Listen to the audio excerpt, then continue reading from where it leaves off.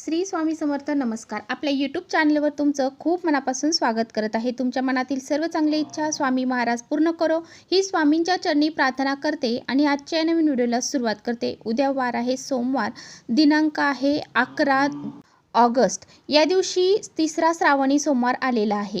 या दिवशी आपल्याला भगवान शिवशंकरांची पूजा अर्चा करायची आहे.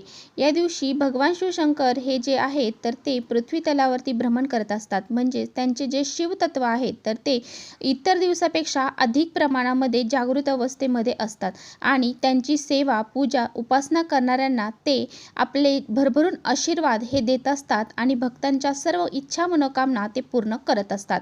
श्रावण महिना संपूर्णच भगवान शिवशंकरांना समर्पित आहे. त्यामुळे या महिन्यामध्ये जेवढी आपल्याला भगवान शिवशंकरांची पूजा अर्चा करता येईल, जेवढी सेवा करता येईल तेवढी आपल्याला करायची आहे. तर भगवान भोलेनाथ जे आहेत तर ते अगदी भोळे आहेत. त्यांची थोडी जरी पूजा उपासना केली तरी ते प्रसन्न होतात. म्हणूनच आपल्याला भगवान शिवशंकरांचे कृपा आशीर्वाद हे प्राप्त करून घेण्यासाठी त्यांची पूजा उपासना करायची आहे. त्याचबरोबर काही प्रभावी उपाय देखील करायचे आहेत. तर या दिवशी आपल्याला अंघोळीच्या पाण्यामध्ये ही एक वस्तू टाकून आंघोळ करायची आहे. जर तुम्हाला पवित्र गंगेमध्ये जाऊन स्नान करणं शक्य असेल तर तुम्ही पवित्र गंगेमध्ये जाऊन नक्की स्नान करावे. नसेल शक्य तर तुम्ही अंघोळीच्या पाण्यामध्ये ह्या काही वस्तू टाकून आंघोळ ही करायची आहे. कारण हा जो सोमवार आहे तर हा अतिशय महत्त्वाचा दिवस आहे. तिसरा श्रावणी सोमवार असणार आहे. या दिवशी जर आपण अंघोळीच्या पाण्यामध्ये काही वस्तू टाकून जर अंघोळ केली तर आपल्याला जे काही दोष आहेत, अडचणी आहेत किंवा आपले कोणी शत्रू असतील तर ते दूर होऊन जातील. त्याचबरोबर कुटुंबावर कधीही वाईट संकट येणार नाही. आपल्या मनातील सर्व इच्छा मनोकामना पूर्ण होतील. आपल्या मुलांची प्रगती होईल. असा हा अत्यंत प्रभावशाली उपाय आहे. हा उपाय कसा करायचा आहे याबद्दलची संपूर्ण माहिती आजच्या व्हिडिओमध्ये आपण जाणून घेणार आहोत. त्यामुळे तुम्ही पुढे व्हिडिओ स्किप न करता शेवटपर्यंत नक्की बघा, जेणेकरून तुमच्यापर्यंत योग्य ती माहिती पोहोचेल. आपल्या चॅनलवर जर तुम्ही नवीन असाल तर चॅनलला सबस्क्राईब करा आणि असेच नवनवीन माहितीपूर्ण व्हिडिओ पाहण्यासाठी बेल आयकॉनला प्रेस करा. म्हणजे मी जेव्हा कधी नवीन व्हिडिओ अपलोड करेन त्याचं नोटिफिकेशन सर्वात अगोदर तुम्हाला भेटेल आणि तुम्ही एकही व्हिडिओ मिस करणार नाही. त्याचबरोबर खाली कमेंट्समध्ये ओम नमः शिवाय लिहायला अजिबात विसरू नका. व्हिडिओ माहितीपूर्ण वाटला तर आपल्या मित्रपरिवारांसोबत नक्की शेअर करा. जेवढा श्रावण महिना पवित्र वाटतो तेवढाच आपलं शरीर, मन हे पवित्र असावं आणि म्हणूनच अनेक जण पवित्र गंगेमध्ये जाऊन या श्रावण महिन्यामध्ये स्नान हे करत असतात. खास करून श्रावण महिन्याच्या सोमवारी. आपल्या सर्वांनाच माहीत आहे की श्रावण महिन्यामध्ये पवित्र गंगेमधून कावड घेऊन हे बरेच सदस्य जे आहेत तर ते आपल्या गावाकडे पाणी घेऊन जात असतात आणि हे कावडीने पाणी ते घरी घेऊन येतात आणि घरी घेऊन आल्यानंतर ते श्रावण महिन्यामध्ये संपूर्ण दिवसामध्ये ह्या पाण्याने आंघोळ करत असतात आणि त्याचबरोबर हे गंगेचं पाणी जे आहे तर ते शिवपिंडीवरती देखील अर्पण हे करत असतात आणि या पाण्याला गंगाजल असं म्हटलं जातं. आणि आपल्या सर्वांना पवित्र गंगेमध्ये जाऊन स्नान करणं शक्य होत नाही.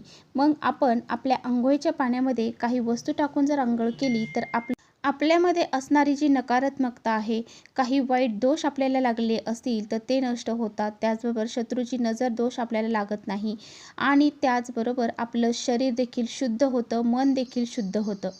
तर पहा, हा जो उपाय मी तुम्हाला सांगणार आहे तर हा उपाय घरातील प्रत्येक व्यक्तीने करायचा आहे. तर पहा, तुम्हाला तुमच्या घरामध्ये जी लहान मुलं असतील किंवा मोठी मुलं असतील प्रत्येकासाठी ह्या ज्या वस्तू टाकून अंघोळ तुम्हाला करायची आहे, प्रत्येकाने करायची आहे. तर ज्यावेळेस आपण अशा पद्धतीने ह्या वस्तू टाकून अंघोळ करतो तेव्हा आपल्या जीवनातील जे सर्व संकट आहेत तर ते दूर होतात. आपल्यामध्ये जी नकारात्मकता आहे ती नष्ट होऊन जाते. तर हा जो उपाय आहे तर तो कसा करायचा आहे तर पहा, या दिवशी अंघोळ करण्यासाठी उद्या तुम्हाला सकाळी लवकर उठायचं आहे. आता लवकर उठल्यानंतर तुम्हाला काय करायचं आहे, उठल्यानंतर सर्वात प्रथम अंघोळीचं पाणी काढायचं आहे. ते पाणी तुम्ही गरम घेऊ शकता, गार घेऊ शकता, कोणत्याही पद्धतीने तुम्ही घेऊ शकता. त्यामध्ये तुम्हाला पहिली वस्तू टाकायची आहे ती म्हणजे पवित्र गंगाजल. आता गंगाजल हे तुम्ही पवित्र गंगेमधून घेऊन आलेला असलात ते टाकलं चालेल. नसताल तिकडनं घेऊन आला तर तुमच्या जवळ आसपास जिथे पूजेचे दुकान असेल तिथून ही गंगाजलची बॉटल मिळून जाईल. त्यातले ते 1 चम्मचभर गंगाजल हे आपल्याला प्रत्येकाच्या पाण्यामध्ये टाकायचं आहे. हे पवित्र गंगाजल टाकल्यामुळे पवित्र गंगेमध्ये स्नान केले इतकं पुण्य प्राप्त होते. यानंतरची वस्तू जी आहे ती आहे गाईचं कच्चं दूध. हे आपल्याला टाकायचं आहे. गाईचं कच्चं दूध टाकल्याने आपलं शरीर हे शुद्ध होत असते. यानंतरची तिसरी वस्तू आहे ते म्हणजे बेलपत्र.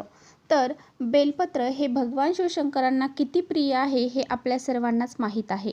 आपल्याला अंघोळीच्या पाण्यामध्ये बेलपत्र हे टाकायचं आहे.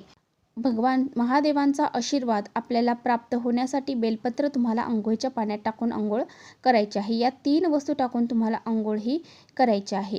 आता अंघोळ करत असताना हर हर गंगे या मंत्राचा तुम्हाला जप करायचा आहे किंवा ओम नमः शिवाय ओम नमः शिवाय या मंत्राचा तुम्ही जप हा करू शकता.